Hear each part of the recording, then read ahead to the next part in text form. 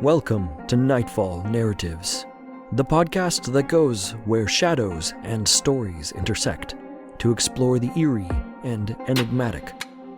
Join us as we journey into the heart of the unknown, immersing ourselves in tales of suspense and terror. In each episode, we'll either read a spine-tingling tale, or we'll take a closer look at the art of writing, unraveling the mysteries of storycraft that make such tales so eerily effective. So, sit back, relax, and feel the embrace of the mysterious as we embark on this journey into the heart of the night.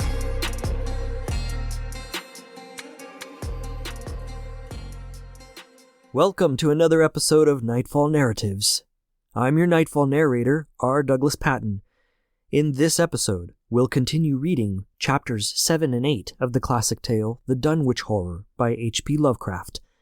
Be sure also, of course, to stick around for the follow-up episode, as we will discuss the archetypes of climactic confrontation and also unseen and unknowable evil as they pertain to this story. And we'll also, of course, as always, explore how you can implement these archetypes in your own stories. So, without any further fanfare, Nightfall Narratives presents The Dunwich Horror by H.P. Lovecraft. Chapter 7. Yet all this was only the prologue of the actual Dunwich Horror. Formalities were gone through by bewildered officials, abnormal details were duly kept from press and public, and men were sent to Dunwich and Aylesbury to look up property and notify any who might be heirs of the late Wilbur Whately. They found the countryside in great agitation, both because of the growing rumblings beneath the domed hills, and because of the unwanted stench and the surging, lapping sounds which came increasingly from the great empty shell formed by Whatley's boarded-up farmhouse. Earl Sawyer, who tended the horse and cattle during Wilbur's absence, had developed a woefully acute case of nerves. The officials devised excuses not to enter the noisome boarded place, and were glad to confine their survey of the deceased's living quarters, the newly mended sheds, to a single visit. They filed a ponderous report at the courthouse in Aylesbury, and litigations concerning heirship are said to be still in progress amongst the innumerable Whatleys, decayed and undecayed, of the upper Miskatonic Valley. An almost interminable manuscript in strange characters, written in a huge ledger and adjudged a sort of diary because of the spacing and the variations in ink and penmanship, presented a baffling puzzle to those who found it on the old bureau, which served as its owner's desk. After a week of debate, it was sent to Miskatonic University, together with the deceased's collection of strange books, for study and possible translation. But even the best linguists soon saw that it was not likely to be unriddled with ease. No trace of the ancient gold with which Wilbur and old Whatley always paid their debts has yet to be discovered. It was in the dark of September 9th that the horror broke loose. The hill noises had been very pronounced during the evening, and the dogs barked frantically all night. Early risers on the 10th noticed a peculiar stench in the air. About 7 o'clock, Luther Brown, the hired boy at George Corey's, between Cold Spring Glen and the village, rushed frenziedly back from his morning trip to 10-acre meadow with the cows. He was almost convulsed with fright as he stumbled into the kitchen, and in the yard outside, the no less frightened herd were pawing and lowing pitifully, having followed the boy back in the panic they shared with him. Between gasps, Luther tried to stammer out his tale to Mrs. Corey. "Up there, in the rud beyond the glen, Miss Corey, they's something been there. It smells like thunder, and all the bushes and little trees is pushed back from the rud like they'd a house been moved along of it. And that ain't the worst, nother. They's prints in the rud, Miss Corey. Great round prints as big as barrel-heads, all sunk down deep like a elephant had been along, only they's a sight more nor 4 feet could make. I looked at 1 or 2 afore I run, and I see every one was covered with lines spreading out from one place, like as if a big palm leaf fans, twice or 3 times as big as any they is. Had been pounded down in the rud, and the smell was awful, like what it is around Wizard Watley's old house." Here he faltered, and seemed to shiver afresh with the fright that had sent him flying home. Mrs. Corey, unable to extract more information, began telephoning the neighbors, thus starting its rounds the overture of panic that heralded the major terrors. When she got Sally Sawyer, housekeeper at Seth Bishop's, the nearest place to Watley's, it became her turn to listen instead of transmit, for Sally's boy, Chauncey, who slept poorly, had been up on the hill toward Watley's, and had dashed back in terror after one look at the place and the pasturage where Mr. Bishop's cows had been left out all night. "Yes, Miss Corey," came Sally's tremulous voice over the party wire. "Chauncey, he just come back a postin', and couldn't half talk for being scared. He says old Watley's house is all blowed up, with the timbers scattered round like they'd been dynamite inside, only the bottom floor ain't through, but is all covered with a kind of tar-like stuff that smells awful and drips down often the edges onto the ground where the side timbers is blowed away. And they's awful kinder marks in the yard too. Great round marks, bigger round than a hogshead, and all sticky with stuff like is on the blowed up house. Chauncey, he says they leads off in the meadows, where a great swath widening a barn is matted down, and all the stone walls tumbled every which way wherever it goes. And he says he, Miss Corey, is how he sought to look for Seth's cows, frightened as he was, and found him in the upper pasture nigh the Devil's Hop Yard in an awful shape. Half on 'em's clean gone, and nigh half of them that's left is sucked most dry of blood, with sores on 'em like they's been on Watley's cattle ever since Lavinia's black brat was born. Seth, he's gone out now to look at 'em, though I'll vow he wa'n't cured to get very nigh Wizard Watley's. Chauncey didn't look careful to see where the big matted down swath led arter it left the pasturage, but he says he thinks it pinted towards the Glen Rudd to the village. I tell ye, Miss Corey, they's something abroad as hadn't orter be abroad, and I for one think that Black Wilbur Watley, as come to the bad end he deserved, is at the bottom of the breeding of it. He wa'n't all human hisself, I allus say to everybody, and I think he and old Watley must ha' raised something in that there nailed-up house as ain't even so human as he was. They's allus been unseen things around Dunwich, living things, as ain't human, as ain't good for human folks. The ground was a-talking last night, and towards morning Chauncey he heard the whippoorwills so loud in Cold Spring Glen he couldn't sleep none. Then he thought he heard another faint-like sound over toward Wizard Watley's, a kinder ripping or tearing of wood like some big box or crate was being opened for off. What with this and that, he didn't get to sleep at all till sunup, and no sooner was he up this morning than he's got to go over to Watley's and see what's the matter. He see enough. I tell ye, Miss Corey, this doesn't mean no good, and I think as all the menfolk ought to get up a party and do something. I know something awful's about, and I feel my time is nigh, though only God knows just what it is. Did your Luther take account of where them big trucks led to? No? Well, Miss Corey, if they was on the Glen Rudd this side of the glen and ain't got to your house yet, I calculate they must go into the glen itself. They would do that. I allus says Cold Spring Glen ain't no healthy nor decent place. The whippoorwills and fireflies, they never did act like they was creatures, oh God. And they's them as says ye can hear strange things a-rushin' and a-talkin' in the air down there if ye stand in the right place, atween the rock falls and Bear's Den. By that noon, fully 3/4 of the men and boys of Dunwich were trooping over the roads and meadows between the new-made Watley ruins and Cold Spring Glen, examining in horror the vast, monstrous prints, the maimed bishop cattle, the strange, noisome wreck of the farmhouse, and the bruised, matted vegetation on the fields and roadsides. Whatever had burst loose upon the world had assuredly gone down into the great sinister ravine, for all the trees on the banks were bent and broken, and a great avenue had been gouged in the precipice hanging underbrush. It was as though a house, launched by an avalanche, had slid down through the tangled growths of the almost vertical slope. From below no sound came, but only a distant, undefinable fetor, and it is not to be wondered at that the men preferred to stay on the edge and argue, rather than descend and beard the unknown cyclopean horror in its lair. 3 dogs that were with the party had barked furiously at first, but seemed cowed and reluctant when near the glen.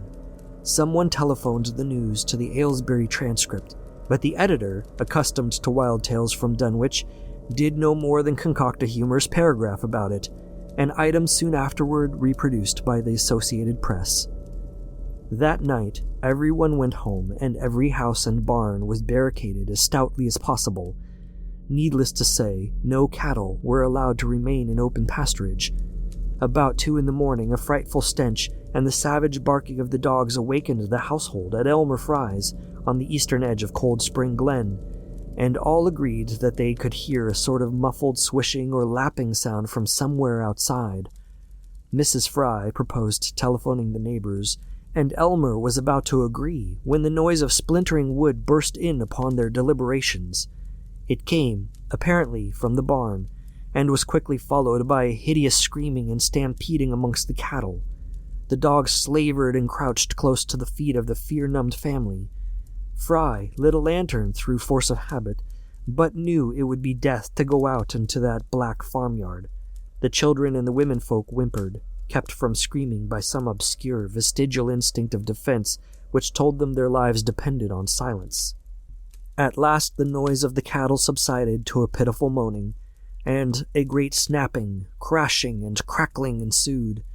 The Frys, huddled together in the sitting-room, did not dare to move until the last echoes died away far down in Cold Spring Glen. Then, amidst the dismal moans from the stable and the demoniac piping of the late whippoorwills in the glen, Selina Fry tottered to the telephone and spread what news she could of the second phase of the horror. The next day, all the countryside was in a panic and cowed. Uncommunicative groups came and went where the fiendish thing had occurred. 2 titan swaths of destruction stretched from the glen to the Fry farmyard. Monstrous prints covered the bare patches of ground, and one side of the old red barn had completely caved in. Of the cattle, only about a quarter could be found and identified. Some of these were in curious fragments, and all that survived had to be shot. Earl Sawyer suggested that help be asked from Aylesbury or Arkham, but others maintained it would be of no use.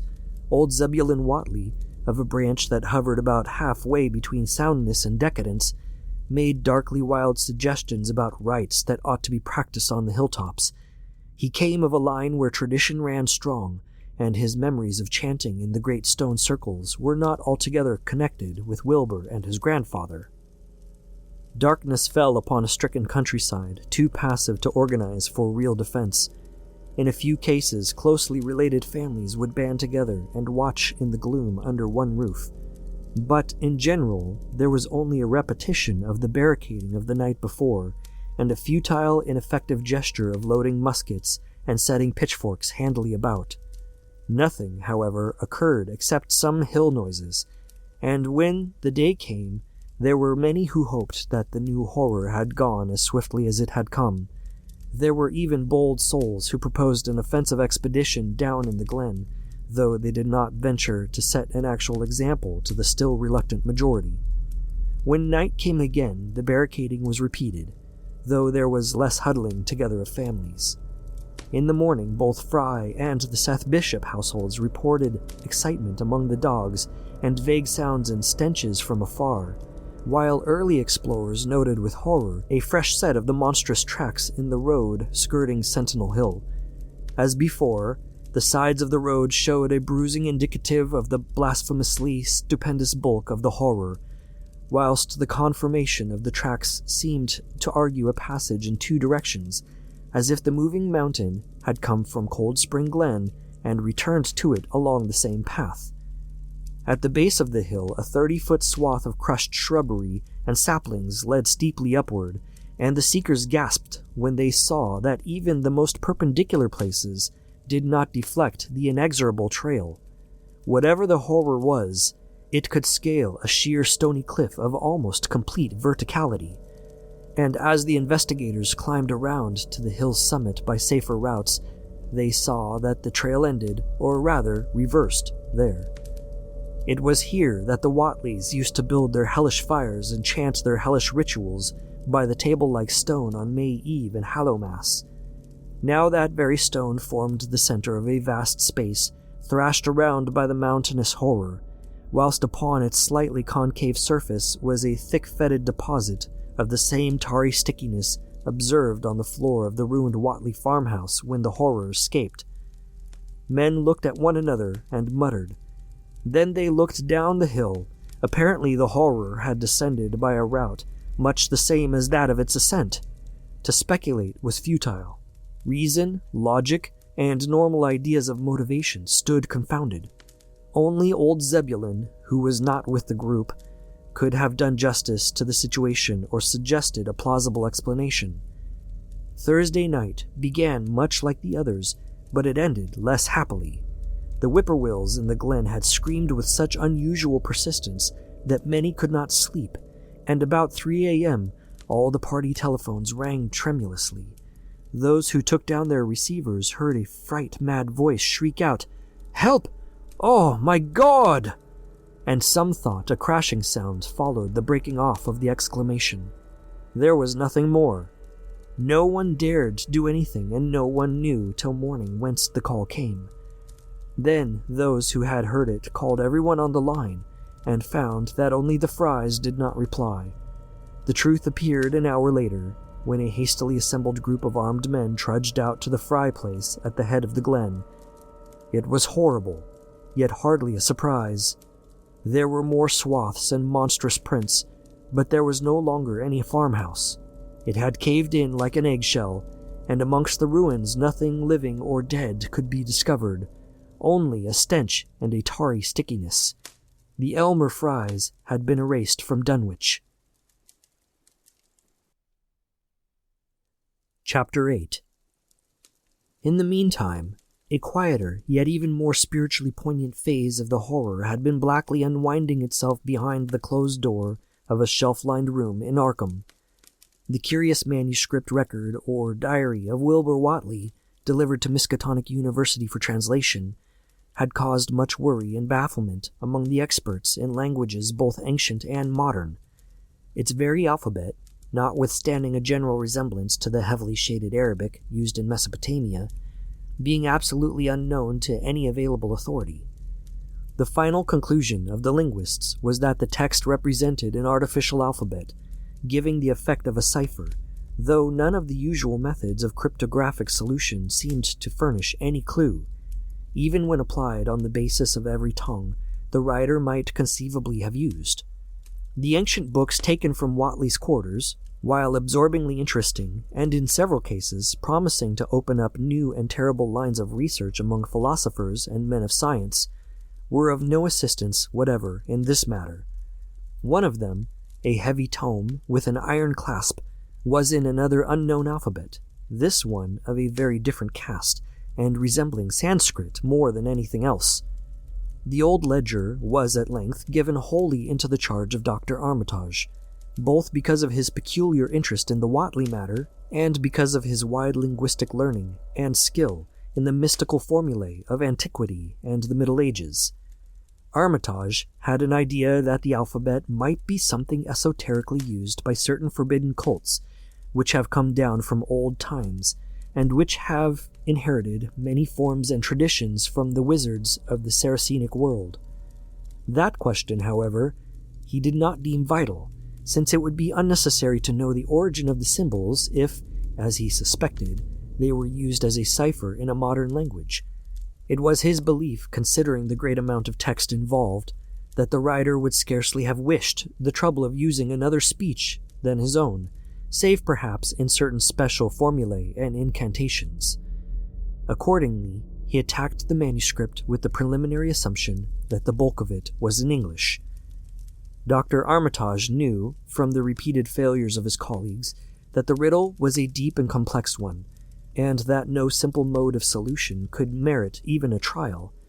All through late August, he fortified himself with the massed lore of cryptography, drawing upon the fullest resources of his own library, and waiting night after night amidst the arcana of Trimethius's Polygraphia, Giambattista Porta's De Fortivis Literarum Notis, De Vigenères Traité de Chiffres, Falconer's Cryptomensis Patefacta, Davies and Thickness's 18th century treatises, and such fairly modern authorities as Blair, von Martin, and Kluber's Cryptographic.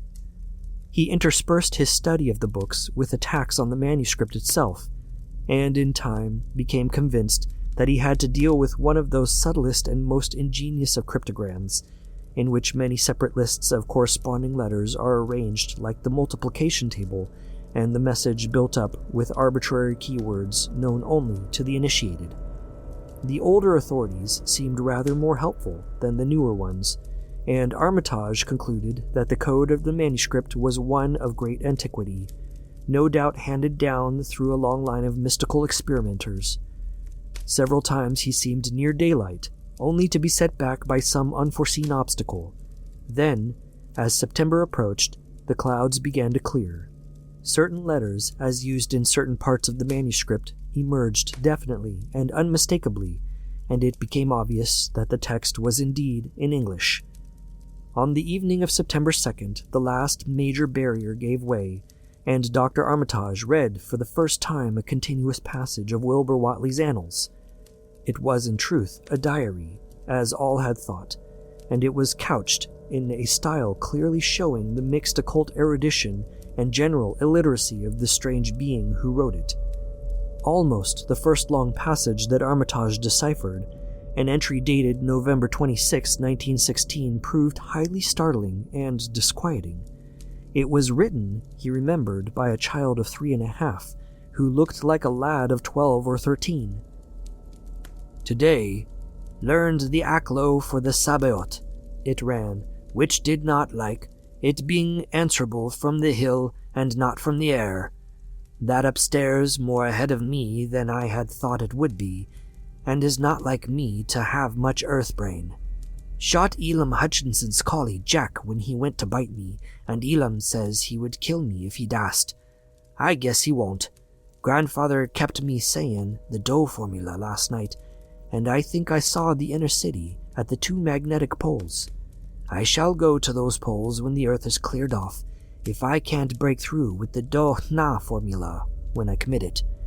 They from the air told me at Sabbat that it would be years before I could clear off the earth, and I guess Grandfather will be dead by then, so I shall have to learn all the angles of the planes and all the formulas between the year and the near. They from outside will help, but they cannot take body without human blood. That upstairs looks it will have the right cast. I can see it a little when I make the Urish sign or blow the power of Ibn Ghazi at it. And it is near like them at May Eve on the hill. The other face may wear off some. I wonder how I shall look when the earth is cleared, and there are no earth beings on it. He that came with the Aklo Sabaoth said I may be transfigured, there being much of outside to work on. Morning found Dr. Armitage in a cold sweat of terror and a frenzy of wakeful concentration. He had not left the manuscript all night, but sat at his table under the electric light, turning page after page with shaking hands as fast as he could decipher the cryptic text. He had nervously telephoned his wife he would not be home, and when she brought him a breakfast from the house, he could scarcely dispose of a mouthful. All that day he read on, now and then halted maddeningly as a reapplication of the complex key became necessary. Lunch and dinner were brought him, but he ate only the smallest fraction of either. Toward the middle of the next night, he drowsed off in his chair, but soon woke out of a tangle of nightmares almost as hideous as the truths and menaces to man's existence that he had uncovered. On the morning of September 4th, Professor Rice and Dr. Morgan insisted on seeing him for a while, and departed trembling and ashen gray. That evening he went to bed, but slept only fitfully. Wednesday, the next day, he was back at the manuscript and began to take copious notes both from the current sections and from those he had already deciphered. In the small hours of that night, he slept a little in an easy chair in his office, but was at the manuscript again before dawn. Some time before noon, his physician, Dr. Hartwell, called to see him and insisted that he cease work. He refused, intimating that it was of the most vital importance for him to complete the reading of the diary, and promising an explanation in due course of time. That evening, just as twilight fell, he finished his terrible perusal and sank back exhausted. His wife, bringing his dinner, found him in a half-comatose state, but he was conscious enough to warn her off with a sharp cry when he saw her eyes wander toward the notes he had taken. Weakly rising, he gathered up the scribbled papers and sealed them all in a great envelope, which he immediately placed in his inside coat pocket. He had sufficient strength to get home, but was so clearly in need of medical aid that Dr. Hartwell was summoned at once. As the doctor put him to bed, he could only mutter over and over again, "But what in God's name can we do?" Dr. Armitage slept, but was partly delirious the next day. He made no explanations to Hartwell, but in his calmer moments spoke of the imperative need of a long conference with Rice and Morgan. His wilder wanderings were very startling indeed, including frantic appeals that something in a boarded-up farmhouse be destroyed, and fantastic references to some plan for the extirpation of the entire human race and all animal and vegetable life from the earth by some terrible elder race of beings from another dimension.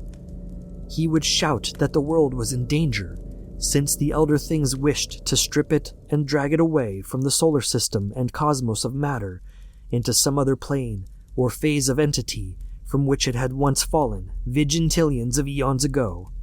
At other times, he would call for the dreaded Necronomicon and the Daemonolatreia of Remigius, in which he seemed hopeful of finding some formula to check the peril he conjured up. "Stop them! Stop them!" he would shout. "Those Watleys meant to let them in, and the worst of it all is left. Tell Rice and Morgan we must do something. It's a blind business, but I know how to make the powder. It hasn't been fed since the 2nd of August when Wilbur came here to his death, and at that rate..." But Armitage had a sound physique despite his 73 years, and slept off his disorder that night without developing any real fever. He woke late Friday, clear of head, though sober, with a gnawing fear and tremendous sense of responsibility. Saturday afternoon, he felt able to go over to the library and summon Rice and Morgan for a conference, and the rest of that day and evening, the three men tortured their brains in the wildest speculation and the most desperate debate. Strange and terrible books were drawn voluminously from the stack shelves and from the secure places of storage, and diagrams and formulae were copied with feverish haste in bewildering abundance. Of skepticism there was none.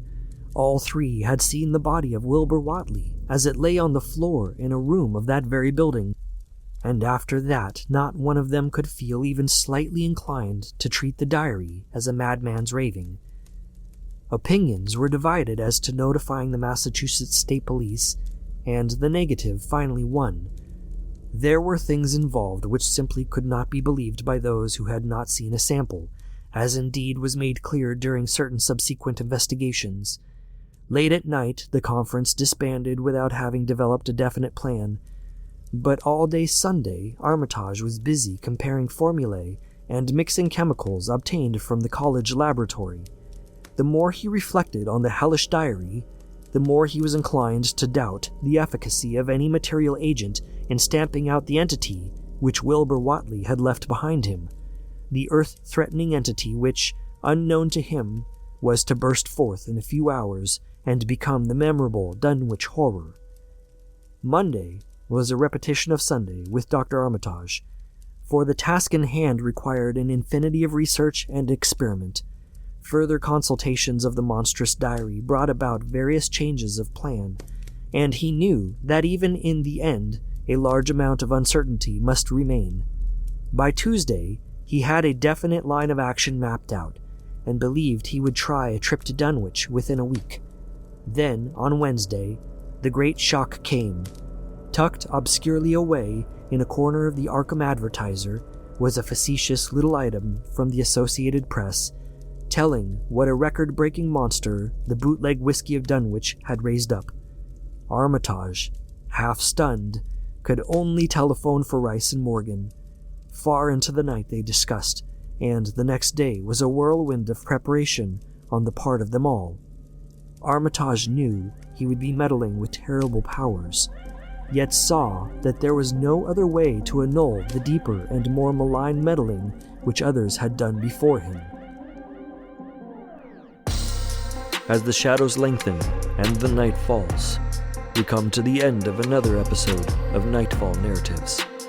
We hope you found our exploration of dark and mysterious storytelling and the art of writing thought-provoking and haunting. Remember, the stories we tell have the power to both chill us to the bone and inspire us to create our own. Join us again for our next episode, and until then, keep your eyes open and your mind curious, for anything is possible.